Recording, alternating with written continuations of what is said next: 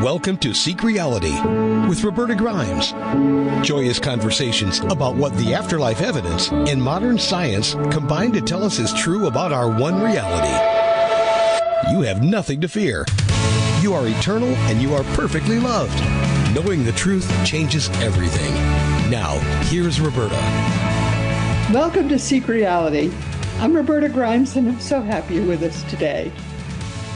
You know, as many of you may have figured out by now, we very, very seldom have near-death experiencers as our guests. And that's in part because many near-death experiencers are so sure, because their experiences were so life-transforming, that they think they died and they came back to life. And of course, that's never true. And the reason is simple. Death is always a one-way trip. Many near-death experiencers are sure, because those experiences are so life-transforming, they're sure they actually died and they then came back to life. And why do we know that that's never true?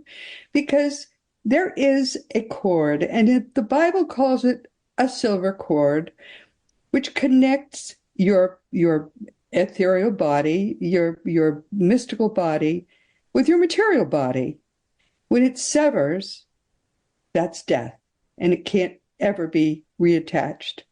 So you're either dead or alive, and if you're alive, you can't, if you die, that's it. It can't be reattached. Now, our guest today had a genuine near-death experience. He didn't die, but he almost did, and he was only 3. Our guest today actually is quite a wonderful man, and he's been here before. This is his 4th time with us, and I've loved talking to him, so I keep inviting him back. His name is Jacob Cooper, and as I say, is with us for the 4th time. He wrote a wonderful book. He's written a couple of books. His first book was entitled Life After Breath. It begins with his remarkable near-death experience at the age of only 3. I've never actually heard of anyone who's had a younger near-death experience. His second book is called The Wisdom of Jacob's Ladder. It talks about his further extraordinary spiritual experiences and what he has learned from them. And Jacob is still a very young man, but the veil between worlds is thinning rapidly now, and those who are willing to open themselves to grow spiritually have learned so much from these really extraordinary experiences that many of them keep happening after that first near-death experience. Jacob, welcome. I'm so happy to have you back. Wow. Thank you so much, Roberta. It's the 4th time back. I almost feel like this is like a reincarnation every time I'm back on your show. And here on the 4th time, I guess, well, you're incarnate, I guess, until you get it right. Maybe I didn't get it right my other couple of interviews, and now, no, always a pleasure. And each time that I go, it's an oasis from this world to be in your presence. And I'm so inspired and influenced by the work and groundbreaking, research that you've done. So my sentiments go back to you tenfold. Thank you for all that you do, and your incredible listeners. Thank you for tuning in to today's discussion. It's very sweet of you. I always enjoy hearing about. Now, talk again about that experience when you were only 3. I mean, think of let's think for a minute how small, how inexperienced a 3-year-old is. How can you comprehend anything when you're only 3? Talk about that. Yeah, I mean, I look at life through 2 lenses. One lens is the human lens, right? And that's influenced certainly my work as a mental health therapist, and working in the field of psychotherapy. But also I look at life through also another angle, and that leads to more understanding. Some could call that, the God vantage point or the soul vantage point. But, the near-death experience on a very visceral human level, you're right, would not make sense. Obviously we're hearing, and not to get into specifics, but a certain candidate who's running for office has a saying, do you think you just fell out of a coconut tree? You exist in the context of which you came. And I say the Right. same thing within who we are and where we are. You think you just came out of womb and that's it. Wasn't more to you. There wasn't more intelligence. There wasn't more life before this life. So, sometimes there's a synonymous association or identity with chronological age or the physical body and the soul age. And, my near-death experience and many others really stretches the context of which we could understand, ourselves and our experiences, which is, in short, we are just an infinite spiritual being having a temporary human experience. But yeah, like anything else, it had a lot of human complications, certainly.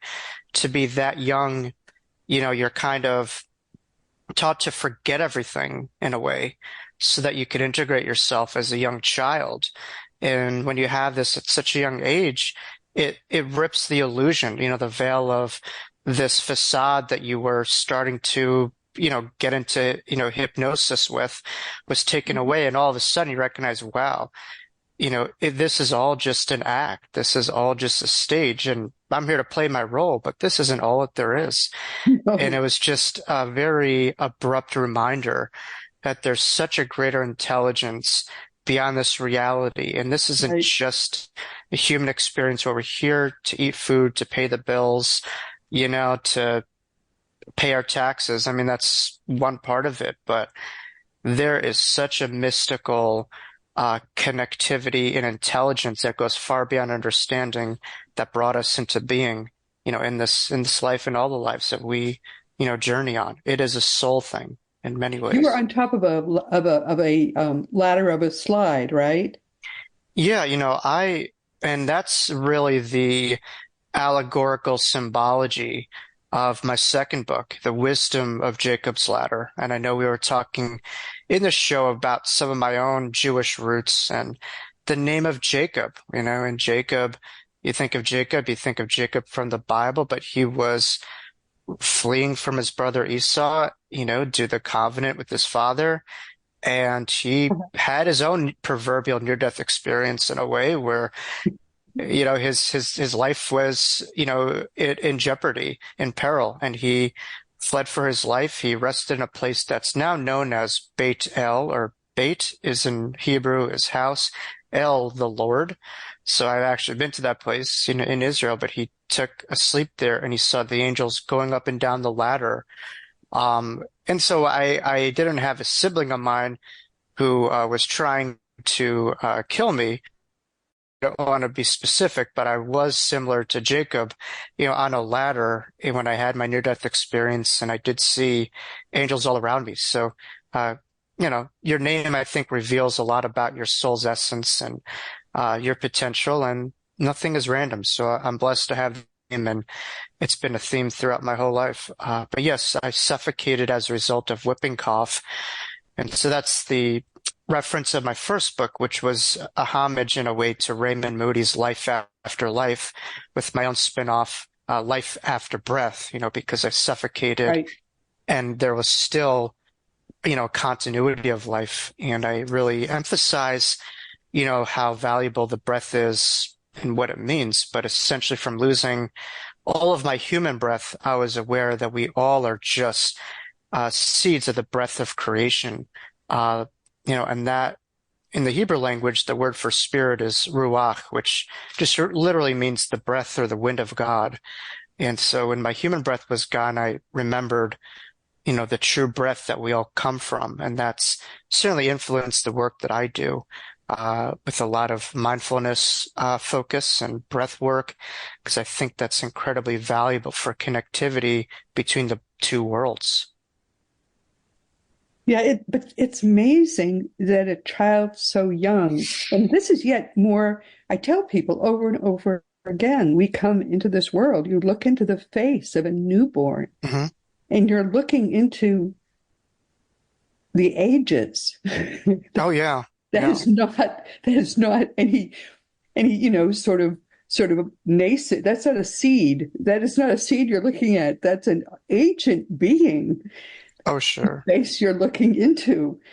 And when I looked at my own newborns, I saw that ancient face. I mean, that face has been here before. Oh And yeah. amazed to be back, Yeah. and very surprised to be back. Well, we have obviously euphemisms in the English language, but one of them is just one of the sayings that we have is the eyes are the windows of the soul. But that is a very ancient understanding.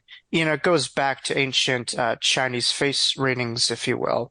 Yeah. About a year ago, I had a very renowned, prominent individual who's been back in the day when Tyra Banks had her show and stuff like that. Her name is Barbara Roberts, but she specializes in Chinese face readings, and one of the components is the eye radiance that you're referencing, that when you sometimes look at an eye of another person, if it's an older soul, it's often like you feel like you could look through it. Versus a younger soul, it's, kind of like it just kind of comes back to you. There's not a lot of warmth or radiance behind it. And so, Barbara and a lot of different other face readers will give examples of just the eyes of, people like Yogananda or the Dalai Lama or just some, people who we just know are, you know, evolved souls or elder souls. And so, and we could learn certainly from people on different parts of their earth school too, younger and older. It's not that one is better than another, but yes, it just reminds you that physically, yeah, that kid looks very cute, but you look in the eyes, undeniably, you could see that spark and that radiance Oh, and that yeah. depth there. So, Yes. But it is astonishing. You can see it in newborns. You can see yeah, it. It's quite, and oh yeah, and I knew it before I had my first child, but then when I well, look into their eyes, I was amazed. They've been here before, and they're surprised to find themselves back again. it's a very special connection that you see and you have, and I'm wondering too if you feel there's also potentially past life connectivity because you feel, there's billions of people on the planet. And for us to have, kids or grandkids, a couple of them that we know of, what are the chances that it's just random, that there's no other prior connection beyond this life? And, No, you wait, know, clearly it is. Oh, it and clearly they, is. if they are so lucky to have you as a grandmother, man, talk about winning the jackpot over there, right? I don't know. I'm not sure they would say, well, maybe they would say that because we certainly have a very, very, very happy family. Yeah. But yeah, no, but it is extraordinary, extraordinary when you know all of this and then you look at other people and there sometimes really is a connection instantly and you can feel it and you can see Mhm. it. Oh, Um, yeah, it's quite a wonderful thing. You must find that too as you're going about your life and you're I seeing it do. in others. I'd often reference to my clients who, and I work in psychotherapy, who they will speak of themselves and their own doing overrides their own being. And from a young age, we're taught, hey, you get a great grade on the test through your own, that's something that we do. All of a sudden we feel great. Our being is great. And we do poorly on that test, our doing is poorly, then our being is poorly. But I have to emphasize, when my clients constantly critique themselves is when he came to this world, most certainly, not in all cases, but most certainly people would say, wow, what a perfect, beautiful gift, that we have. They didn't say, oh, you're this and you're not that, you're not as smart as your sibling. You're not making as much money as your friend. They just saw just the pure divine beauty. But somewhere down the road, we started to believe that we were something other than which we were when we came into being. And that sense of belief is so pivotal in our lives. I mean, beliefs aren't a thing, they are everything. And so what we believe about ourselves is often influential in what we think about God and vice versa. If we love ourselves unconditionally, we have the capacity to have an unconditional understanding of the Creator, and vice versa. It goes hand in hand. But beliefs are such a big role within the mental health crisis going on. And I think people have to catch themselves when they have other people's or other images taking over of their divine image, others' projections over their own light.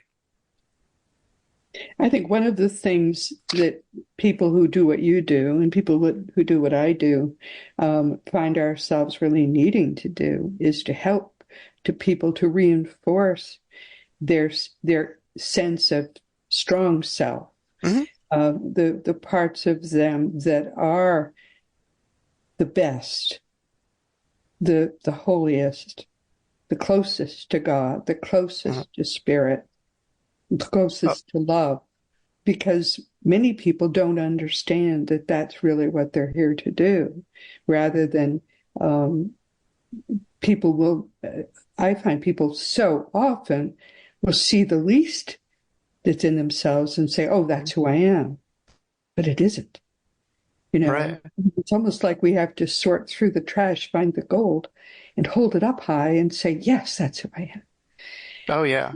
Yeah. And then reinforce and polish and shine that and follow that and say, yes, this is who I am. There's nothing else but pure gold in me. Oh, And absolutely. and Yeah. that's what we're here to do, to help people find that gold and hold it high and reinforce it. And pretty soon that's all they are. It's that gold. It's very Christ-like, right? I mean, who know the kingdom of heaven in many ways, better than Jesus Christ? But what he would say is the light or the kingdom in heaven in me is in you too. Yeah. That it's not in the hands of select few. Spirituality isn't monopolization or, capitalism for the few and not for the, it's for the all. And so I think we have to remember that.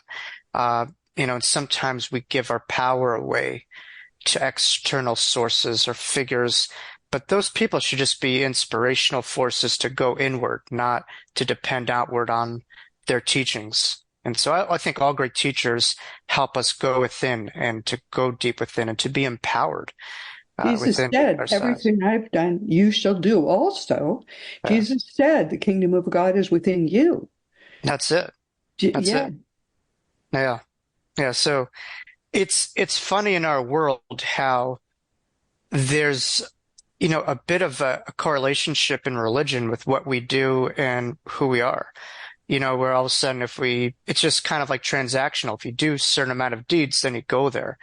Not recognizing that heaven is a dwelling place of all of our souls. And, certainly I do believe within lifetimes there's ascension based off of different factors, but we all eventually come back to the light, and that's our natural dwelling place. It's not like a rewards game if, in a way. And, what type of all-loving God would say, you know what?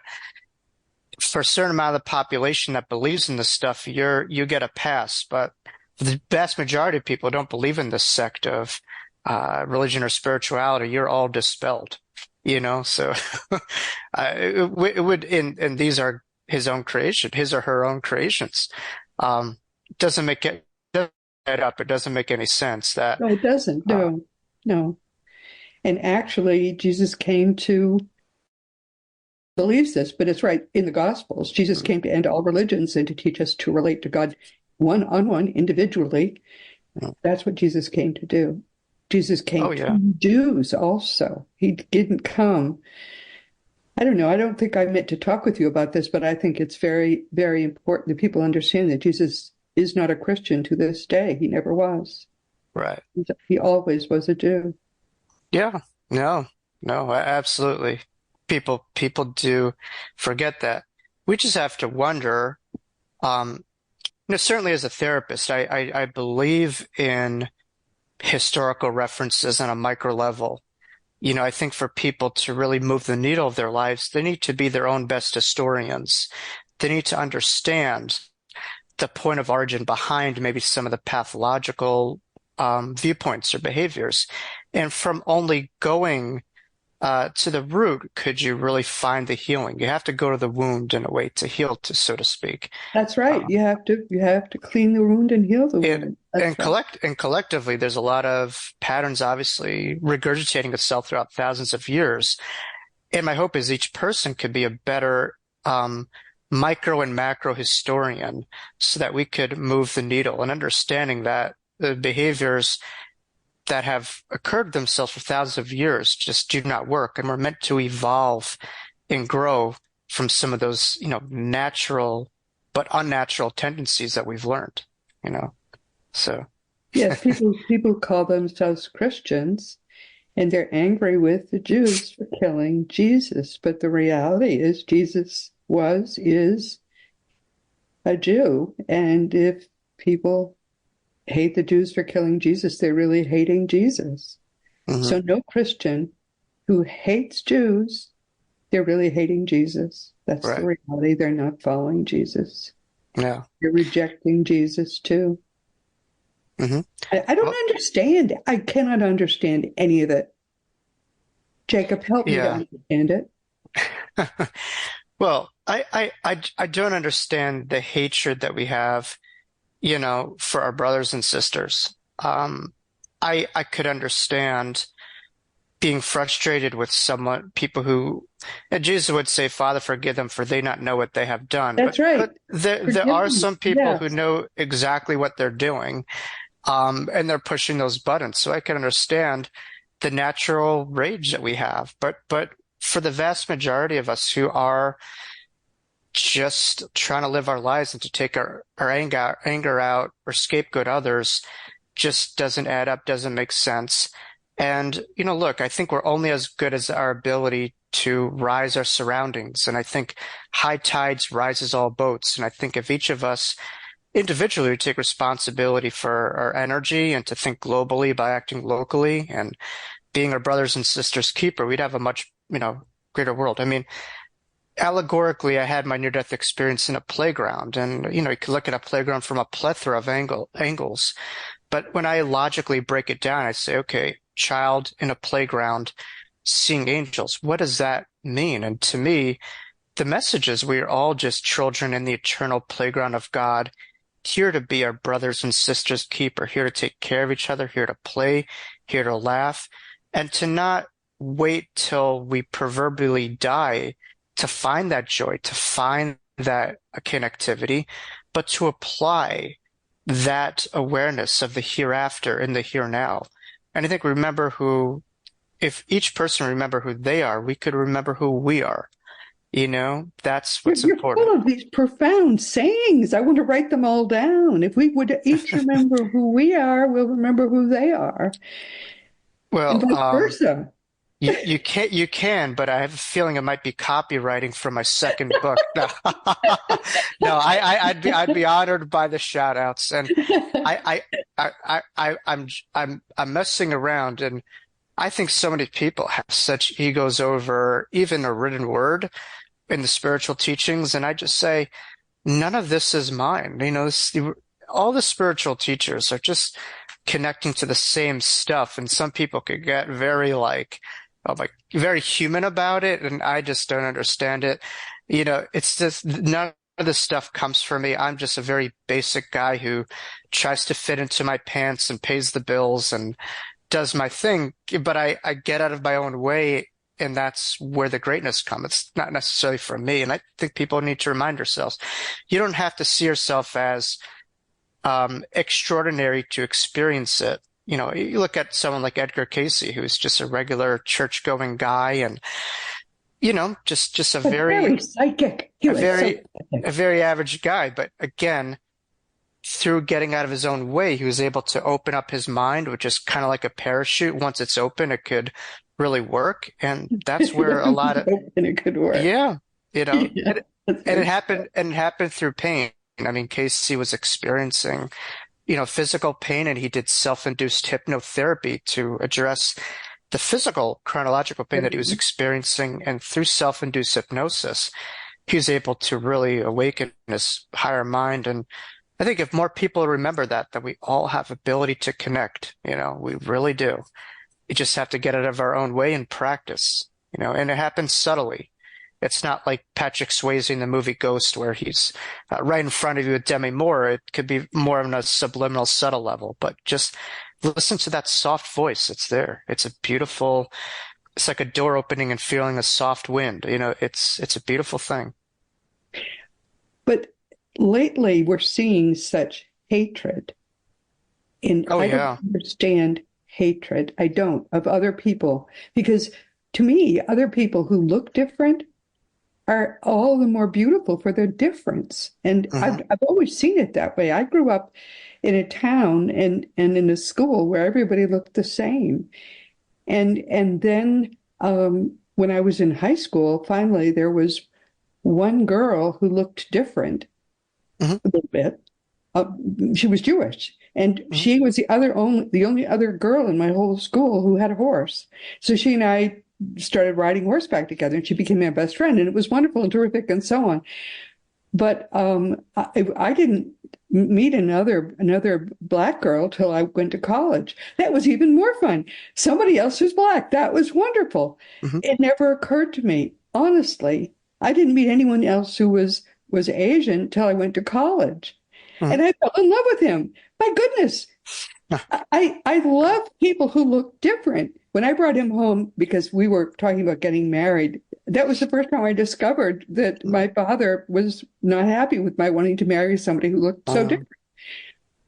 That's my experience with the idea of racism. I cannot imagine anybody being race. I was not raised at all to be mhm. racist. So I'm discovering very late in life that there are some people who always have been racist. And I don't get it. Yeah. I don't Well, get it. well, so much of it Why? is there's a lot of intergenerational components to it. Where kids, when you're born, you're not, you know, you don't come into this world with, I mean, obviously you have a lot of past lives and stuff like, but you come to this world normally with love, but like you're taught, hate, I think is something that is taught It in has many to be taught regards. because I never Um, learned it. I never did. no, so much of life is taught, but I think, what does it come down to? I think a lot of people could be one of many things. A, you're lazy, where you don't want to understand anything beyond your confines of your life, and you just want to keep your box and that's it, and not allow yourself to take the time to understand another's, way of being. And also, there's ethnocentrism and egocentrism where we just think we're somehow superior because we grew up a certain way and had certain values, and people look down. I also think intimidation could be a part of it, where you're afraid of losing a certain vantage point in society to someone who may like, feel differently than you. But I think, in the New Age spiritual community, we have a saying called oneness. And, what does that exactly mean? Oneness does not mean to me sameness. It doesn't mean that we're all No, on not one at level all. the I think same. it's more interesting when people look different. Don't you Exactly. think And so? that and diversity, brings about our ability to expand our horizons, to know life through the journey of someone else, and to have this to be more a rich, diverse, eclectic, journey for all of our souls. While at the same time, at the end of the day, understanding that two things could be true at the same time. There could be some differences, but despite that, there could be unilaterally a connectivity that we all share. And on a microbial level, if you take the difference of someone who is Caucasian versus someone black and put it under, like a screen, the differences are like next to none. It's just, many I ways an think black illusion. people are beautiful. So, I think that the of difference is a course, beautiful difference. of I course. think Jewish people are beautiful, and the difference is a beautiful difference. I think Asian people are, obviously, I fell in love with one.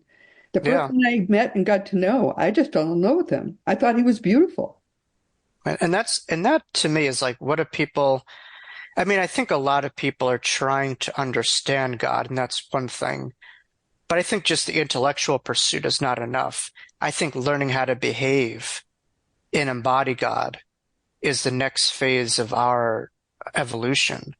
Just when Learning you how to behave and and embody embody God, God is the you know, next phase of that's the our next phase of evolution. our You evolution. said something else beautiful. I I love do believe it. that because I think I don't know, I could be in Seattle and intellectually understanding Japan or Australia, but until I'm there and until I live it, I really don't understand. And all And these so, beautiful different cultures that have developed over thousands of years.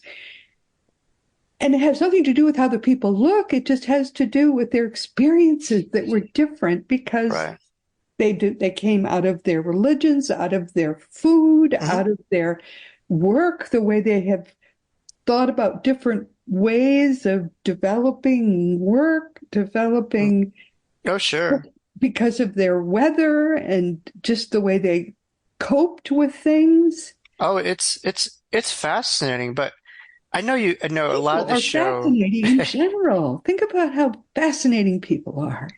Yeah, and, I know a lot of emphasis on our work, maybe regarding the subject matter of death in a physical sense. But I Yeah, think, as we know, in many ways that's an illusion. But death in a human sense to me is very visceral and real, where you could have people that are physically alive, but they're completely stagnant in their evolution and their growth.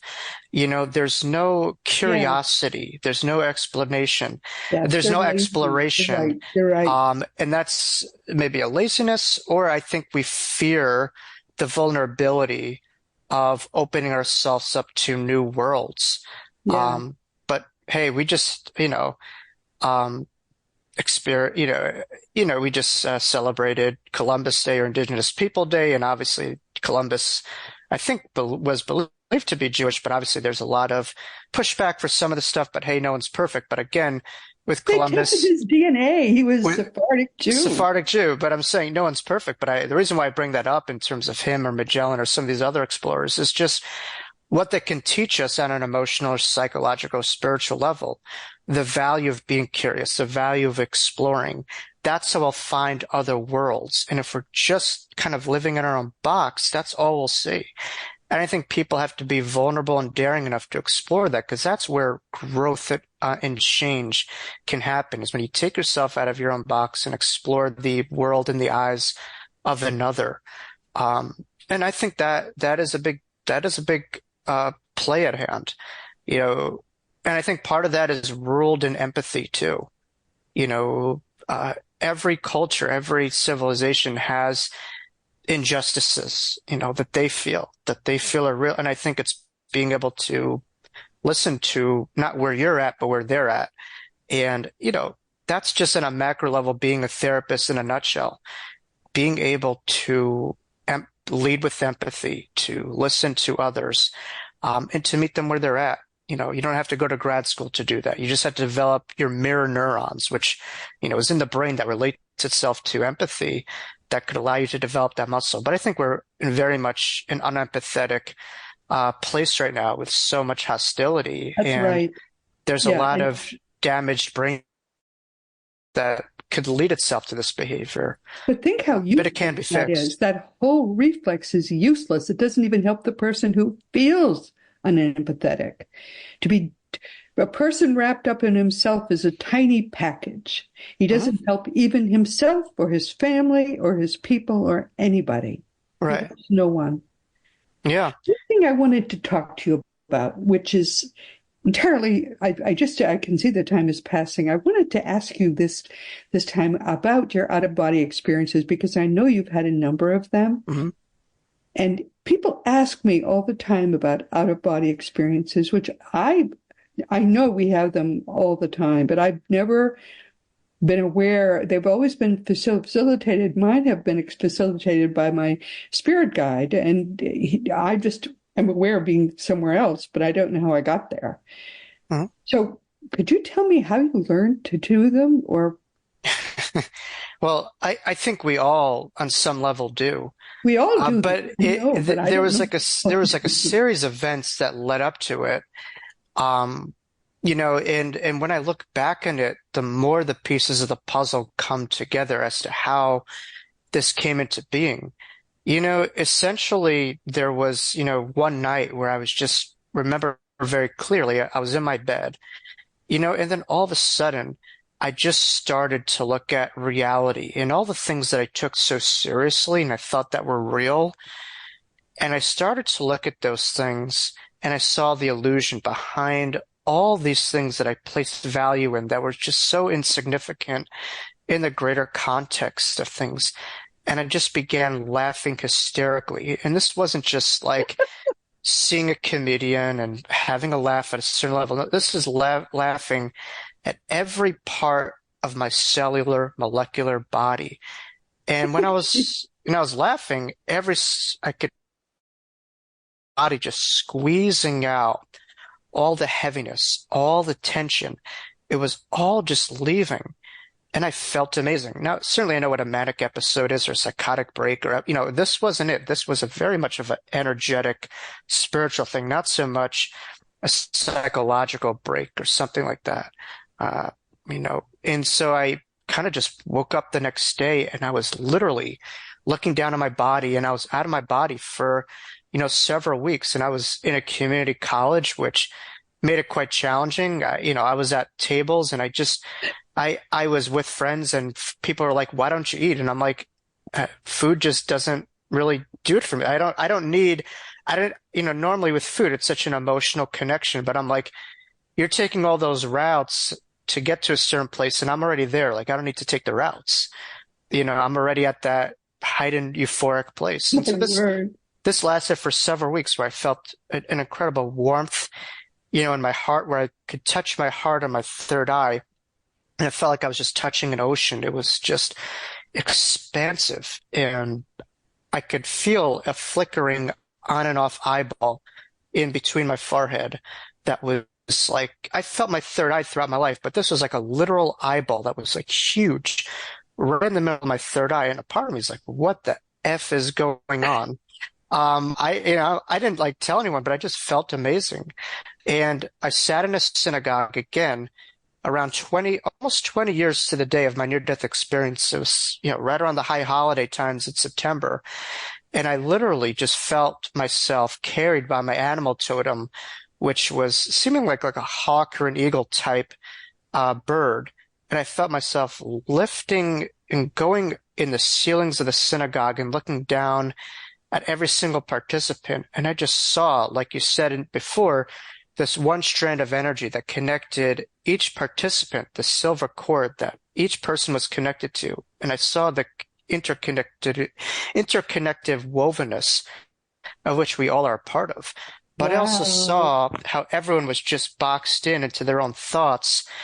And I saw that, truth is there, but we could be separated from it and we could be living a lie.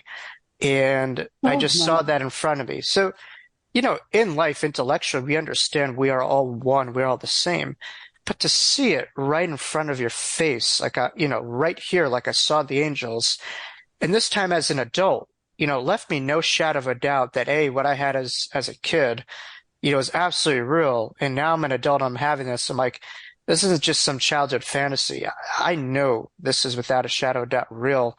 And to me, that was even more profound than my near-death experience. And it just gave me an understanding of the interwoven phyla that we are all a part of, but also energetically, how much we have inside of us.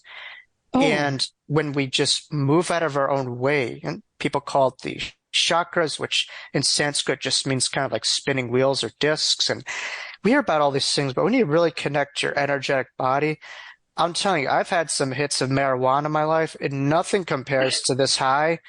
And it's a natural high. It's not artificial. And you feel remarkable because you're connected to your real self. It's just pure joy, pure euphoria, pure divine essence. And there's no descriptive words. And I wish everyone can have that. And that's influenced a lot of work that I do, is to just get people to squeeze out all of the stuff that gets in your own way and to be that natural projector screen. Because I think we all are these projector screens, but we have these shadows in front of the projector scene that we've seen as reality, which in a sense is an allegory, the cave from Plato.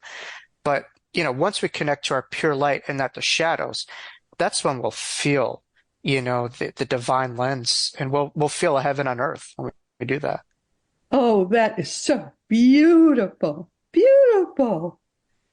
I wish I could take everyone to that moment. And that's why I love sharing about it, because in one way you can, but I just wish I could grab everyone who's hurting and take me on with them on that this journey to show them this is reality. This is our Yeah, true essence. You know, that's just magnificent. Thank you so much for sharing that. That is just beautiful. I didn't do anything. All I did was just laugh, and that's about it. But there is a power of laughter and joy.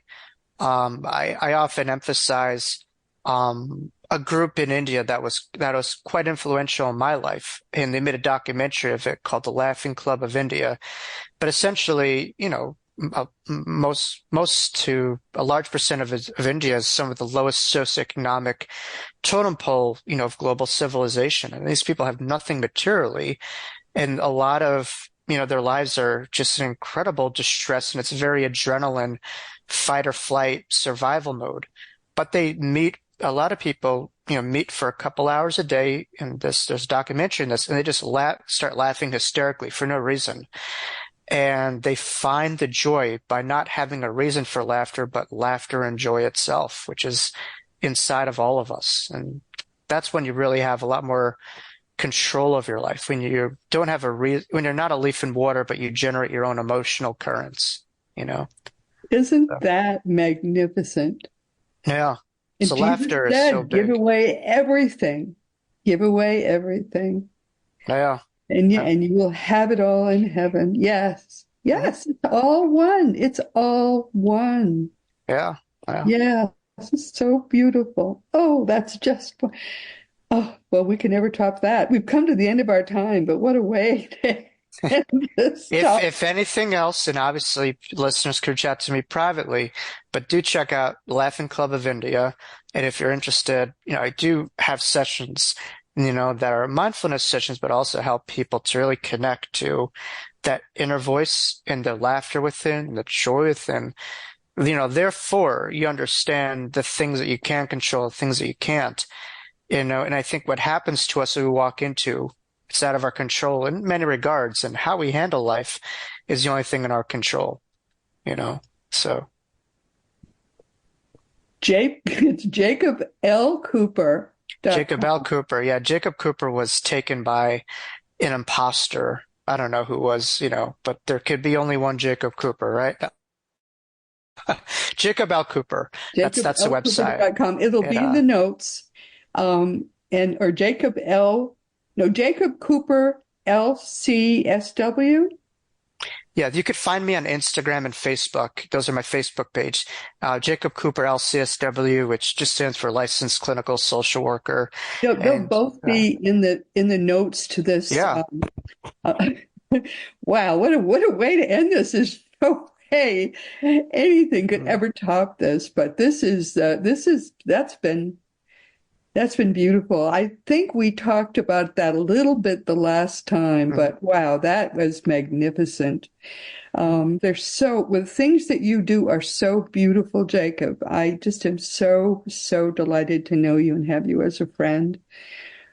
my sentiments are the same to you. And for any viewers going through a dark time, just remember the words of Albert Camus, when you're faced with darkness, find that invincible or what we call internal summer, and oftentimes it's through the dark that we could see the lights as we could just see the stars at night, and just allow darkness to not enslave you from that, but to allow yourself to remember who you are and to turn deep within.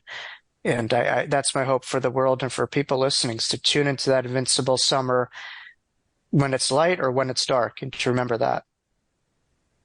Well, it's truly been a joy to talk to you, my dear, dear friend. Thank you, We, my friend. Thank you to all listeners. we will do this again and stay because I want to talk to you afterwards. But Sure. I just have to sort of sign off here and talk about a little bit about next week. So, my dear ones, as always, this has been such a delightful time. I so much enjoyed talking to my dear friend. And as always, this has been Seek Reality with Roberta Grimes. I'm so happy you could be with us today. And please never forget, you are a powerful, eternal being. You never began, you never will end. That's the most important fact of your life. And when you get it, and when you get all the implications of that fact, it changes everything in your life for the better. Next week, our guest will be Nathan Castle. He'll be with us for the 10th time. Father Nathan is a Dominican priest. He was chosen by Spirit, I think about maybe 30 years ago now. Father Nathan was called by Spirit to do rescue work for people who become earthbound at death. And at this point, tragically, we're told by people who do do serious work, is that the number approaches 25% of those who don't make it initially and have to be rescued. This is something that my dear Thomas tells me is true. This is something that we're told by people like our dear friends of ours who do serious work tell us is true, and we're trying to change that. In fact, I'm probably going to do I'm going to write another book about it to try to help people understand how to avoid that problem. But meanwhile, you're going to love Father Nathan if you don't already know him. So please do tune in next week. This week, our wonderful friend Jacob Cooper has been with us, and wow, what a lead out he gave us. Jacob Cooper is a wonderful young seeker, and he's someone I purely love to help because he nurtures people who are really kind of lost and need help. And many of them, like Jacob this week, like Ray last week, have had deeply spiritual experiences, and they're now passing along to others these wonderful lessons that they have learned from their own brushes with the eternal, and now they're sharing them. So again, you can contact, they're in the below this interview, you can contact him. And I urge you, if you think he can help you, please do contact him. And as you know, our great friend Craig Hogan is the president and guru of Seek Reality Online. And yes, even if you are not happy about this fact, your life is eternal. So you may as well go to seekreality.com and start to learn for yourself how you can make your own eternal reality as happy as possible. And of course, teachingsbyjesus.com is your best resource for all the beautiful divine truths that are brought to us in perfect love by the greatest teacher of them all, Master Jesus. Now it really is Jesus' turn. As Christianity, the religion that was created by the Roman Emperor Constantine and not by Jesus, finally dies away, we can finally learn from Jesus what he actually did come to teach us. As you know by now, my own nonfiction books are Liberating Jesus, My Thomas, The Fun of Dying, The Fun of Staying in Touch, The Fun of Growing Forever, The Fun of Living Together, and The Fun of Loving Jesus, Embracing the Christianity that Jesus taught. For young children, there's The Fun of Meeting Jesus, and all these books are available through bookstores or on Amazon or barnesandnoble.com. If you want to talk to me about any of my books or about anything at all, you can always contact me through the green contact block on robertagrimes.com. And all of the more than 550 past episodes of Seek Reality are available wherever you can find audio podcasts, or on the video is available on Roku or Fire Stick. Meanwhile, this has been Seek Reality with Roberta Grimes. Please enjoy and make the most of this coming week in our one reality, always knowing that you are a powerful, eternal being, and you, most of all in the entire universe, this is really true. You are infinitely and eternally and perfectly loved. You've been listening to Seek Reality with Roberta Grimes. Roberta blogs and answers questions at robertagrimes.com. Join us every week as we explore what the afterlife evidence and modern science combine to tell us is true about the one reality we all share. Knowing the truth changes everything.